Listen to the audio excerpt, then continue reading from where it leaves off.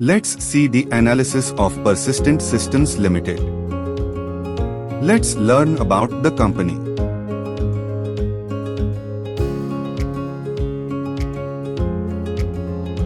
See company overview and pros and cons.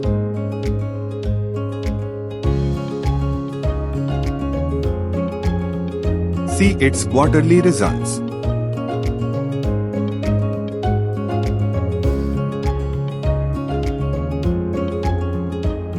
See company profit and loss.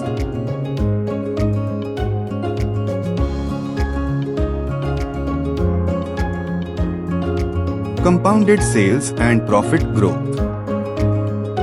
Stock price CAGR. Return on equity. See its balance sheet.